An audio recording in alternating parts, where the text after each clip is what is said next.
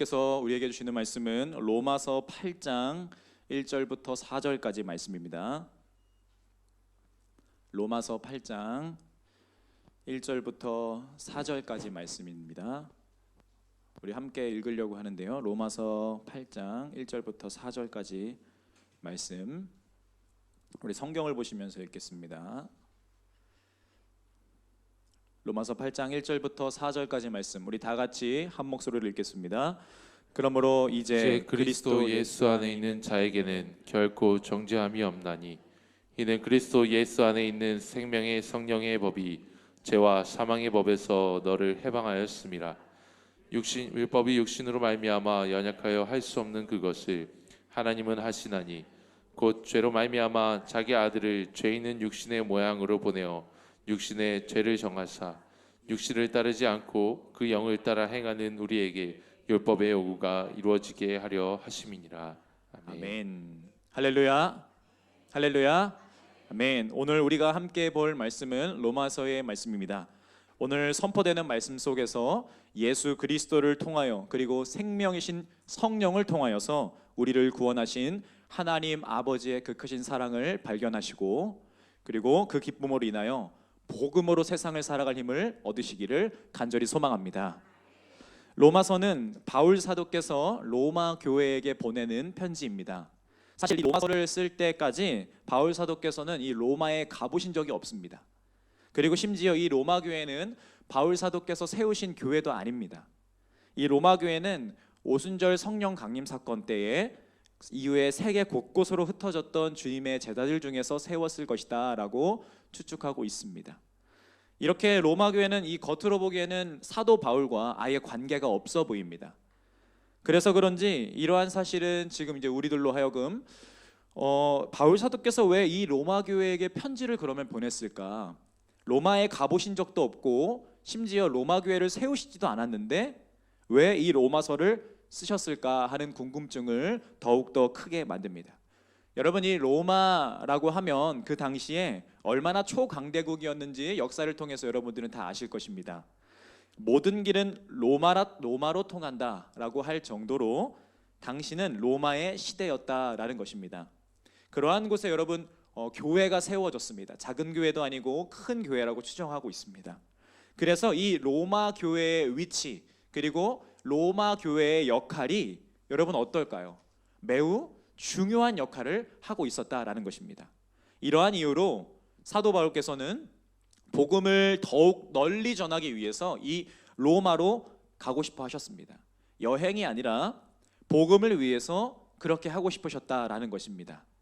로마로 가고 싶은 이 소망을 가지고 곳곳에 복음을 전하시다가 3차 전도 여정을 마치시고 고린도에서 약 한 3개월간 머무르실 때에 그곳에서 이 로마서를 쓰셨습니다. 로마서를 쓰면서 무슨 이야기를 하셨냐면, 첫 번째로 이 로마로 방문할 계획을 말씀하셨습니다.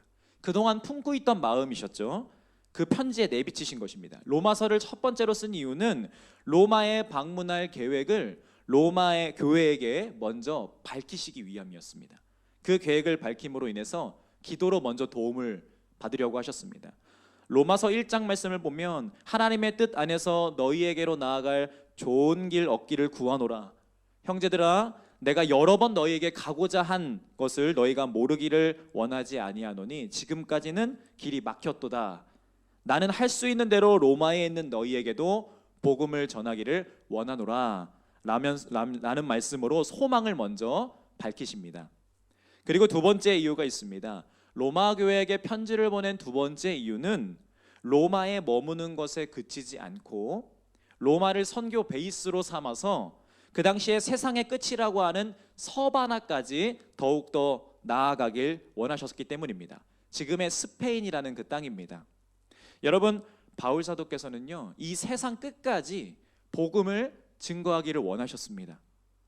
지금 우리가 이 로마서를 쓴 이유만 보고 있어도 바울 사도께서 얼마나 이 예수 그리스도 안에서, 그리고 성령 안에서 이루신 구원을 참된 구원으로 받아들이고 그 복음을 전하려고 했는지 우리는 느낄 수가 있습니다. 이 복음이 너무나 참되니까 이 복음을 전하려고 하셨는데, 그 당시 그 마음이 세상 끝까지, 서바나 땅까지 가서 그곳까지 전하고 싶었던 마음이 이 로마서를 쓴 이유에 담겨 있다라는 것입니다. 서바나가 너무 머니까 중간인 로마에 머물렀다가 서바나까지 가고자 하셨던 것입니다. 여러분, 현대와 같이 더 크고 무언가 더 좋은 것을 찾아가길 원하는 그런 마음이 아니라, 그러한 목적이 아니라 로마를 가고 싶으신 그 마음은, 그곳을 발판 삼아서 서바나까지 가고 싶은 그 마음은 철저히 복음적인 행동이셨다라는 것입니다. 비행기가 없고 또 교통이 발달하지 않았던 그 당시에 로마도 여러분 먼 곳이었습니다. 그런데도 바울 사도의 이 복음에 대한 열정은 그 당시 거리에 그 환경에 치우치지 않으셨다라는 것입니다. 사랑하는 여러분, 우리가 이 이유를 먼저 보면서 이 복음에 대한 마음을 우리가 먼저 회복하기를 간절히 소망합니다. 예수님께서 여러분 이 복음을 밝히 우리들에게 드러내셨습니다. 죽을 수밖에 없는 죄인인 우리들에게, 여러분들 구약 성경을 통해서 우리는 인간이 얼마나 죄인이고 얼마나 연약한지 우리는 다 보았습니다. 구약 성경까지 가지 않아도 내 스스로가 얼마나 하나님 앞에 서지 못할 부끄러운 존재인지 이 수요 공감 예배에 오신 여러분들이 이미 다 아실 것입니다. 이 하나님을 믿는 것조차 우리가 내 맘대로 믿고, 하나님을 믿는 것조차 내 상황에 맞춰서 내가 믿고, 하나님을 믿는 것조차 내 소견대로 믿고 내가 원하는 대로 믿는 모습을 저는 자주 봅니다. 제 스스로의 모습 속에서 추악하고 이기적인 모습들을 자주 보게 됩니다. 그리고 성경을 읽으면서 아브라함의 이야기를 보면서 야곱의 모습을 보면서 그리고 이스라엘 백성들의 모습을 보면서 그 잘못을 보면서 비판하면서도 그게 나의 모습이구나 라는 것을 깨닫기도 합니다. 그런데 여러분, 그러한 죄인인 우리들에게 예수님께서 나타나셨습니다. 예수님께서 나타나셨다라고 제가 표현한 것은 드러나셨다는 것입니다. 널리 밝혀지셨다라는 것입니다. 그 예수님이 보이게 되었다라는 것입니다. 다른 모든 것들보다도 두드려져서 그 예수 그리스도께서 보여지신다는 것입니다. 나의 죄보다 예수님의 사랑이 너무 커서 이제는 나의 죄가 보이지 않을 정도로 예수님만 보이게 되었다라는 것입니다. 여러분, 이것이 은혜인 줄로 믿습니다. 이것이 사랑인 줄로 믿습니다. 여전히 죄인이지만 예수님으로 인해서 우리를 거룩히 여겨주시는 하나님 아버지의 사랑인 줄로 믿습니다. 또한 여러분, 여기서 그치지 않고 성령님을 우리들에게 보내주셔서 날마다 우리들을 강권하여 주셔서 이 예배의 자리에 이렇게도 나오게 하여 주시고, 그리고 1시간 기도도 하게 하시는 그 은혜로 이 거룩을 유지할 수 있게 하시는 하나님 아버지의 은혜가 여러분 여기 있는 줄 믿습니다. 이 자리에 있는 줄 믿습니다. 여러분, 이 은혜를 꼭, 이 복음을 꼭 여러분 회복하시는 오늘이 되시기를 간절히 소망합니다. 그 옛날 바울 사도께서는 이 사랑을 먼저 아셨어요. 아시니까 전하게 되신 것이죠. 그래서 이 복음을 세상 끝까지 전하려고 하셨던 것입니다. 그 큰 로마가 목적이 아니라 로마를 선교 베이스로 삼아서 세상 끝까지 나아가려고 했다는 것입니다. 그리고 이 로마서를 쓴 마지막 세 번째 이유는 역시 바울 사도의 편지답게 로마 교회에도 문제가 있었기 때문입니다. 이 문제를 해결하기 위해서 편지를 쓰셨습니다. 로마 교회는 여러분 내부적으로 구원에 대한 문제가 있었습니다. 구원에 대한 문제가 있었습니다. 조금 신학적으로 말씀을 드리면 구원론에 대한 문제가 있었는데요, 규모가 컸다고 추정하는 이 로마 교회 안에는요 다양한 사람들이 많았습니다. 유대인이었다가, 율법을 지키는 유대인이었다가 그리스도인이 된 유대인 그리스도인이 있었고, 그리고 유대인이 아니고 그냥 이방인이었다가 자유롭게 살다가 그리스도인이 된 이방인 그리스도인이 있었습니다. 이 두 그룹이 충돌하게 되는데요, 어떤 걸로 충돌되냐면 유대인 그리스도인은 율법을 지켜왔기 때문에 늘 그 율법으로 인해서 행위를 강조했기 때문에 행위로 구원을 받는다라는 주장을 하였습니다. 그리고 반면에 이방인 그리스도인들은 자유를 지나치게 강조하다 보니까 자유를 넘어서 방종에 이르기까지의 문제가 있었습니다. 이 두 그룹 사이에 이런 충돌이 있었습니다. 그렇다고 이 두 그룹이 다 잘한 것이 아니기 때문에 바울 사도께서 이 문제를 해결하기 위해서 그 로마 교회에게 로마서를 써서 보내신 것입니다. 이것이 로마서입니다. 여러분, 이 로마서는 생각보다 매우 잘 정리가 되어 있습니다. 지금의 우리들을 염두하고 쓰셨던 것과 같은 느낌이 들 정도로 정리가 매우 잘 되어 있습니다.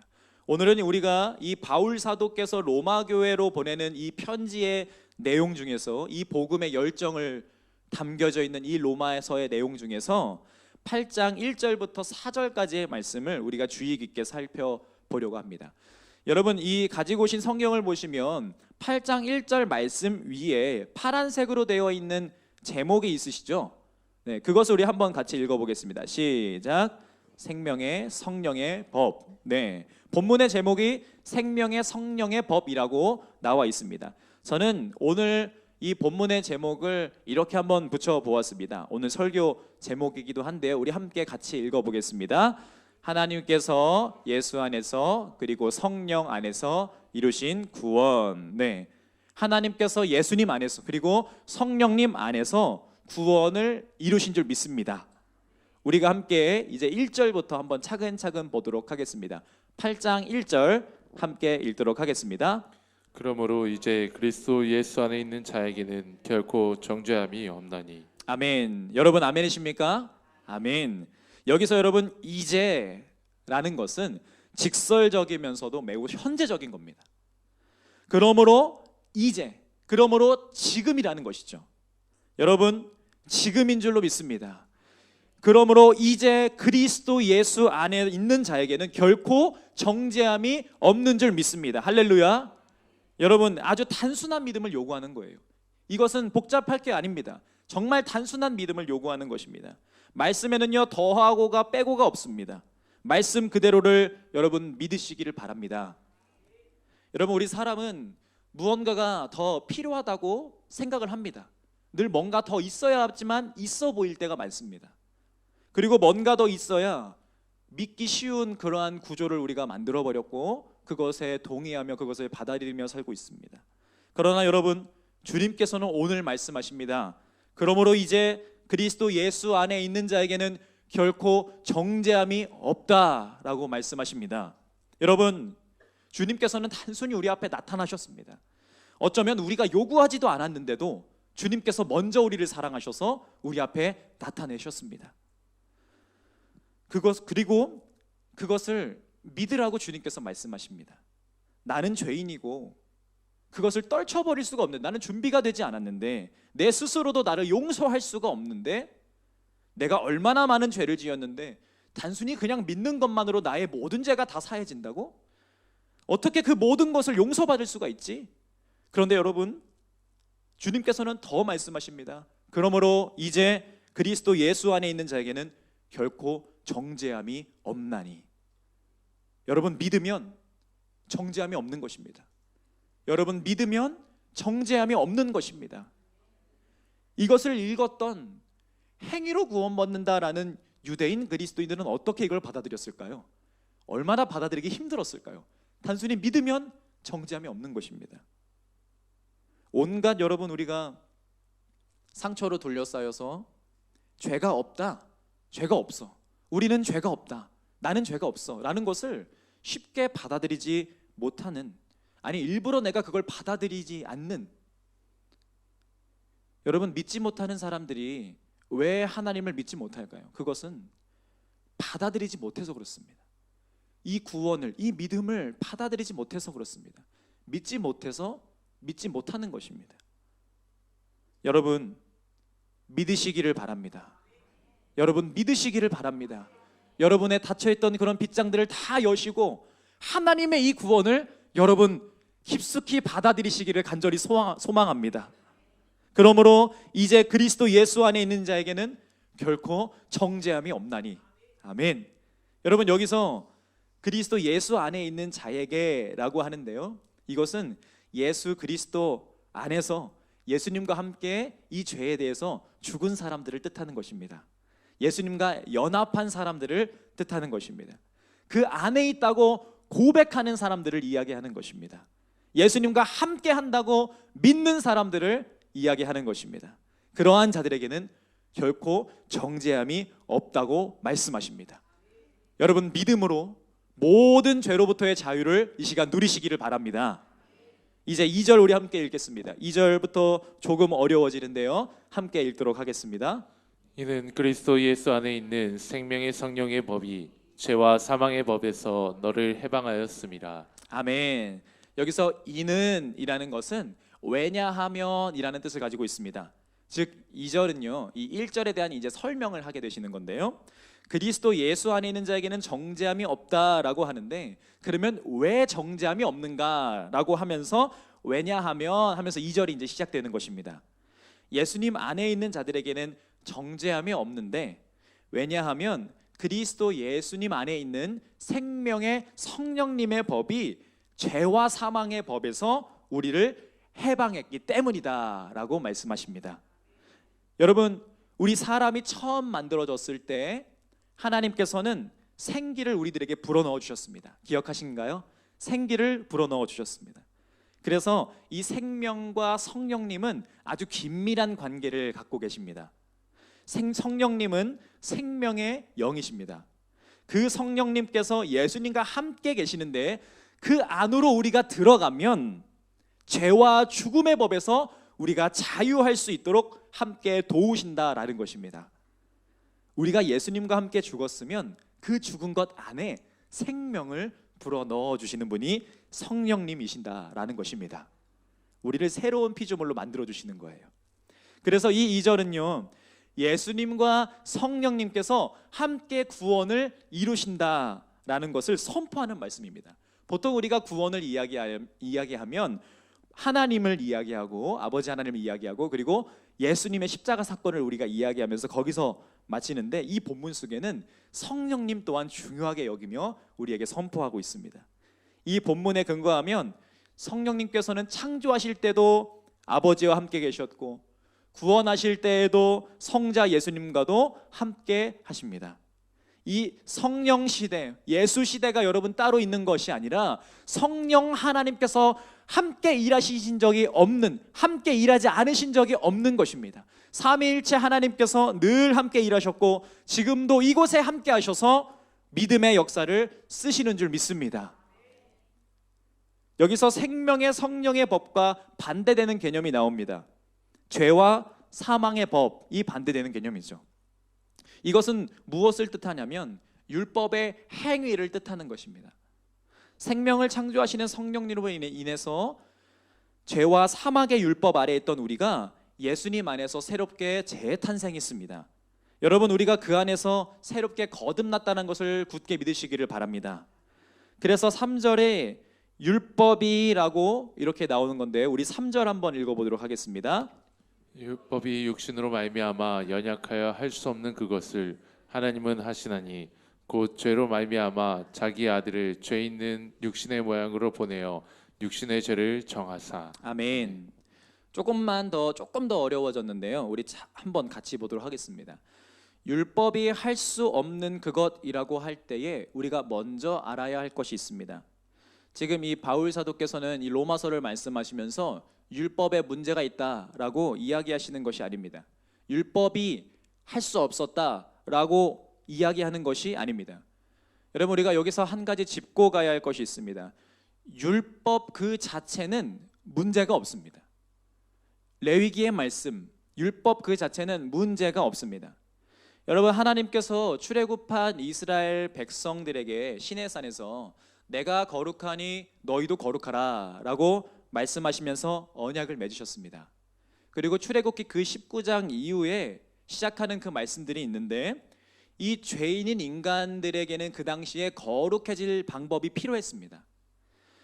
왜냐하면 인간은 하나님과 함께 하도록 만들어졌는데 죄로 인하여서 더럽혀졌기 때문입니다. 거룩해진다면 비로소 창조의 목적대로 하나님과 함께 할 수 있게 되는 것입니다. 쉽게 말씀드려서 하나님께서는 나는 너희와 함께 하고 싶다. 그런데 나는 거룩해서 거룩하지 않는 너희들과 함께 할 수가 없다. 그래서 너희들이 깨끗해질 방법을 내가 알려주겠다. 이대로 지키면 너희가 거룩하다고 내가 여겨줄 것이고 비로소 우리는 함께 할 수 있다라고 하시면서 주신 법이 무엇이냐면 율법이라는 것입니다. 그러니까 율법은 함께하고 싶으셨던 하나님의 사랑의 마음이 담겨있는 법이었던 것이죠. 이번 주에 우리 틴즈 아이들과 이 레위기의 말씀을 함께 공부를 하게 됩니다. 벌써 창세기, 출애굽기를 공부했고 이제 레위기를 함께 아이들하고 공부를 하는데요. 여러분 이 레위기 언제 읽으신가요? 우리가 잠이 안 오고 빨리 자고 싶을 때 레위기 읽으면 법 하니까 빨리 잠이 오는, 그럴 때 혹시 읽으시나요? 네, 우리 아이들을 가르치기 위해서 선생님들과 함께 이 레위기의 말씀을 공부했는데요. 그런데 공부하면 할수록 이 레위기의 말씀, 한마디로 이 율법은 정말로 하나님의 사랑이 담겨있는 법이었습니다. 왜냐하면 우리 하나님께서 얼마나 이 죄인들과 함께하고 싶으신지 제사법을 5가지나 알려줘서 정말 극빈자나 아니면 부자나 상관없이 모든 사람이 하나님 앞에서 정결함을 받을 수 있게 하여 주셨습니다.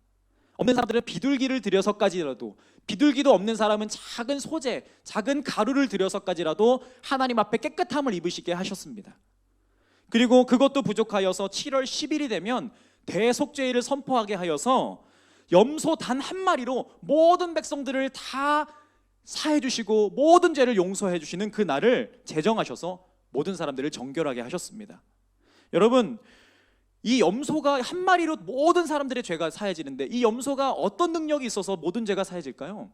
무슨 슈퍼 염소가 아니고 염소의 피에 락스 성분이 있어서 모든 죄가 깨끗해지는 것이 아니라, 여러분, 하나님께 능력이 있기에, 재물의 능력이 있는 것이 아니라 하나님 아버지께 능력이 있기에 모든 죄가 사하여 주시는 줄 믿습니다. 여러분, 하나님께 능력이 있기 때문에 염소 한 마리로도 하나님은 모든 사람들을 용서할 수 있으신 것입니다. 그런데 그렇게 매일 아침 매일 저녁 정결케 하시고, 그것도 모자라서 안식일을 선포하셔서 매 주마다 정결케 하시고, 그것도 모자라서 7월 10일 날, 그날 못 나온 사람들이 있을까 봐 7월 10일 날 대속죄일을 선포하셔서 그날도 용서해 주시고, 연마다 절기를 제정하셔서 달마다 절기를 드리면서 하나님을 기억하게 하시고, 그것도 모자라서 7년 주기로 7년에 한 번씩 안식년을 선포하셔서 그날이 되면 모든 사람들이 자유롭게 하는 하나님을 믿는 믿음을 갖게 하셨고, 그것도 부족하여서 7년에서 7년에 7번 와서 49년 다음 해에 50년 때 안식날에 희년을 선포하셔서 온 세대가 하나님을 신뢰하고 하나님을 믿고 의지하고 동행하게 하셨다는 것입니다. 여러분, 레위기를 읽으면 우리 하나님께서 얼마나 우리 사람을 용서하시고 싶으신지, 얼마나 함께하고 싶으신지, 얼마나 그 구원하셔서 동행하고 싶으신지 그 마음이 곳곳에 담겨 있습니다. 이것이 율법인 겁니다. 사랑하는 사이에 지켜야 할 법이라는 것입니다. 사랑해서 함께 살고 싶으니까 서로 간에 지켜야 할 법들이 있다라는 것입니다. 그 거룩한 규칙이 바로 율법입니다. 사랑한다고 하시면서 우리에게 율법을 주시면서 율법을 통해 함께하자라고 사랑의 고백을 주님께서 우리에게 하신 것입니다. 그런데 여러분, 문제가 무엇이냐면, 여기서 문제가 발생합니다. 문제가 무엇이냐면 이 율법을 잘못 받아들인 인간들이 문제인 겁니다. 법이라고 해서 그런지 그것을 단순히 철저히 그냥 지키기만 했다라는 것입니다. 이것이 문제입니다. 지키면 여러분 좋습니다. 심지어 철저히 지키면 더 좋습니다. 그런데 왜 문제가 되냐면, 법을 지키긴 지키는데 그 속에 하나님을 사랑하는 사랑함이 없는 것이 문제입니다. 하나님이 빠진 율법이 문제라는 것입니다.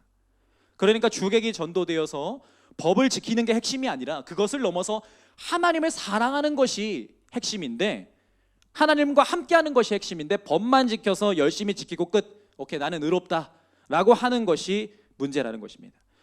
여러분, 저는 어렸을 때 정말 개구장이었습니다. 못 믿으시겠지만 저는 개구장이었습니다. 그래서 회초리를 맞아야만 하는 그러한 아이였는데요, 저희 부모님께서는 그때마다 반성문을 한 장 꼭 써오라고 하셨습니다. 그러다 어느 날 제가 화분을 깼습니다. 화분을 깨고 혼날까 봐 냉큼 반성문 2장을 제가 그냥 썼습니다. 그리고 갖다 드렸어요.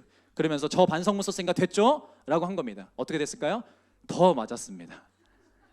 여러분, 반성문의 능력이 있는 것이 아니라 용서해 주시는 분께 능력이 있는 것입니다. 여러분, 인간의 행위의 능력이 있는 것이 아니라 용서해 주시는 하나님께 능력이 있는 줄 믿습니다. 그것이 은혜이고 그것이 사랑인데, 율법도 은혜이고 하나님의 사랑이고 하나님을 믿는 믿음인 것인데, 그것을 알지 못하고 내가 스스로 다 지켰어 라고 하니까 나는 의로워 라고 했다라는 것입니다. 그것이 여러분 율법주의인 것이고 율법의 행위인 것입니다. 율법과 율법주의, 율법과 율법의 행위는 다른 말인 겁니다. 그 안에 하나님을 없고 그 안에 하나님을 향한 마음이 없고 사랑의 마음이 없으면 아무리 지켜도 소용이 없다라는 것입니다. 그러니까 여러분 법을 지킬 때 하나님을 사랑하는 마음이 없으면 문제라는 것이죠. 반대로 하나님을 사랑하는 마음으로 감동이 있어서 할례를 하고 하나님을 사랑하는 마음으로 감동이 있어서 우상 숭배를 하지 않고 밥 먹을 때마다 먹지 말아야 할 것, 먹을 것 구별하면서 하나님을 사랑하는 마음으로 하나님을 기억하고 나를 사랑하신 하나님을 생각하면서 유월절을 지키고 양에게는 아무런 능력이 없지만 하나님께서 그렇게 하시라고 하셨기 때문에 그것을 믿으면서 그 양을 가격떠서 바치면서 내 죄가 용서받았다는 것을 하나님을 통해서 믿는 그 믿음이 있다면 그것을 지킨다면 율법의 바른 요구대로 그 율법이 이루어지는 것입니다. 당시 그것이 하나님의 말씀이었습니다. 그것이 구원의 하나님의 방법이었습니다. 율법 그 자체에는 문제가 없습니다. 그 속에 의미를 모르고 법만 지켜야 되는 율법주의, 율법의 행위, 하나님의 은혜가 없는 껍데기뿐인 율법의 행위, 하나님을 자판기 하나님으로 만드는 이거 지키면 이거 주셔 라고 하는 그런 식의 공로주의가 문제였다라는 것입니다. 그래서 다시 3절로 돌아와서 율법이 할 수 없는 그것이라는 것은 율법을 잘못 지킨 그 문제들을 말하는 것입니다. 그래서 그 중간에 육신으로 말미암아 연약하여 라는 구절이 들어간 것입니다. 율법이 육신으로 말미암아 연약하여 할 수 없었던 그것을, 여러분 이것을 다른 번역본으로 보시면 더 소화하기 쉬울 것입니다. 육신으로 말미암아 율법이 약해져서 율법의 역할을 못해서 해낼 수 없었던 그 일이라는 뜻이라는 겁니다. 율법의 원래 역할이 나오지 않은 것이죠. 입력이 잘못되니까 출력이 잘못된 것이죠. 그런데 그 문제를 여러분 하나님께서 해결하셨다라는 것입니다. 그것을 하나님은 하시나니, 할렐루야. 여러분 하나님의 열심히 모든 것을 이루시는 줄 믿습니다. 율법도 하나님께서 사랑하셔서 주셨지만 그것을 통해서 약함을 깨달은 우리에게 또다시 사랑을 베푸셔서 깨닫게 하시고 용서하시는, 그리고 구원하시는 하나님이신 줄 믿습니다. 매일 제사 드리게 하신, 매일 안식일을 지키게 하신, 매달 절기를 지키게 하시고 7월 7년마다 안식년을 지키게 하시고 50년마다 희년을 지키게 하신 그 사랑이 넘쳐나시는 하나님 아버지께서 육신으로 말미암아 우리가 그것도 해내지 못한 것도 다 넘어서 그 이상으로 해내게도 하셨다라는 것입니다. 하나님께서 그 구원을 이제는 어떻게 이루시냐면 아들을 통해서 여러분 이루십니다. 3절 후반에 곧 죄로 말미암아 자기 아들을 죄 있는 육신의 모양으로 보내어 육신의 죄를 정하사라고 합니다. 여러분 우리 하나님께서 이제는 정말 구원하고 싶으셔서 아들까지 이 땅에 보내신다는 것입니다. 이제 그 구원은 아들을 통해서 여러분 이루어지는데, 그 아들은 죄 있는 육신의 모양으로 보내심을 받으셔 그 육신에다가 죄의 선고를 받으셨습니다. 모든 죄의 선고를 받으셨습니다. 즉 죄인인 여러분 인간의 몸을 입으셨다는 것입니다.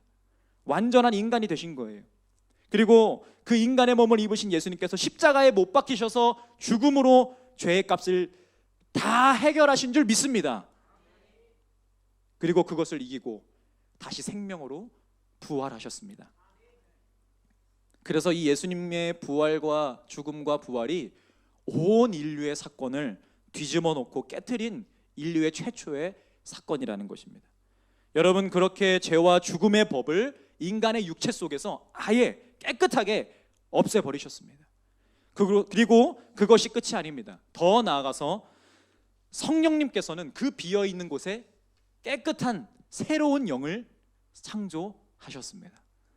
그 결과로 모든 것을 믿는 우리는 이제는 죽음을 넘어선 인간으로 새로운 피조물로 재탄생하는 구원을 얻은 것입니다. 할렐루야.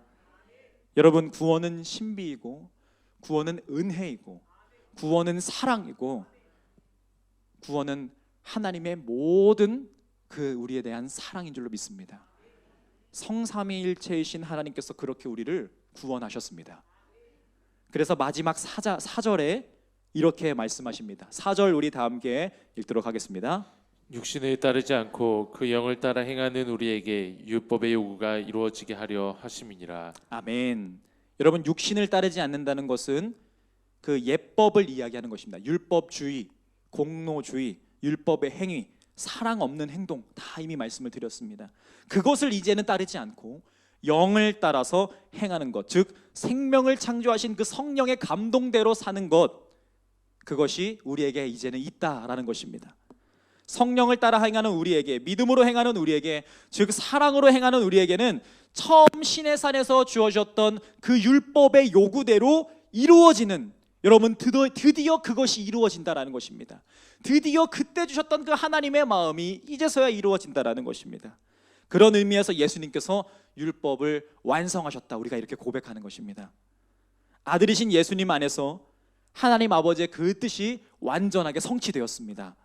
그리고 이 모든 위대한 사건은 지금도 우리들에게 성령님 안에서 현재를 살고 있는 우리들에게도 모두가 경험할 수 있는 사건이 되었습니다. 여러분, 다시 한번 선포합니다. 그리스도 예수 안에 있는 자에게는 결코 정죄함이 없는 줄 믿습니다. 그리스도 예수 안에 있는 자에게는 결코 정죄함이 없는 줄 믿습니다. 왜냐하면 우리를 처음 숨쉬게 하셨던 생명의 성령의 그 법이 예수님 안에 계셔서 예수님과 함께 죽은 우리들에게 다시 생명을 불어넣어 주심으로 새로운 피조물로 재탄생하게 해주셨기 때문입니다. 그래서 우리가 이제는 이 죄와 사망의 법에서 완전하게 자유로워졌습니다. 죽었다가 또 죄된 인간이 아니라 예수님과 함께 죽었다가 성령으로 인해서 다시 한번 재탄생한 새로운 피조물로 거듭났다라는 것입니다. 할렐루야. 인간의 약함으로 인해서 이루지 못했던 그것을 우리 주님께서는 예수님 안에서, 그리고 성령님 안에서 이제 능히 다 이루셨습니다. 여러분, 우리는 지금 수요 공감 예배를 드리고 있습니다.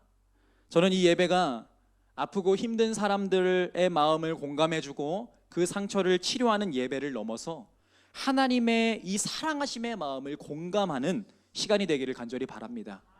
우리를 구원하신 하나님의 마음을 우리가 공감할 때에 우리는 비로소 참된 삶을 우리가 살 수 있습니다.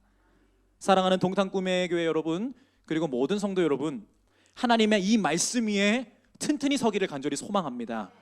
그리스도 예수 안에 있는 자에게는 정죄함이 없습니다.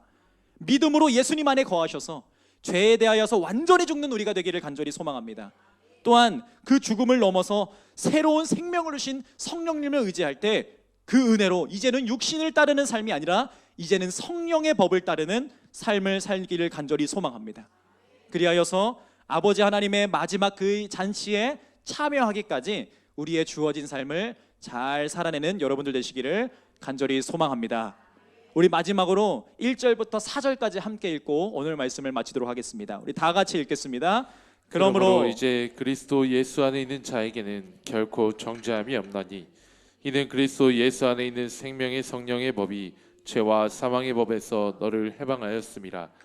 율법이 육신으로 말미암아 연약하여 할 수 없는 그것을 하나님은 하시나니 곧 죄로 말미암아 자기 아들을 죄 있는 육신의 모양으로 보내어 육신의 죄를 정하사 육신을 따르지 않고 그 영을 따라 행하는 우리에게 율법의 요구가 이루어지게 하려 하심이니라. 아멘.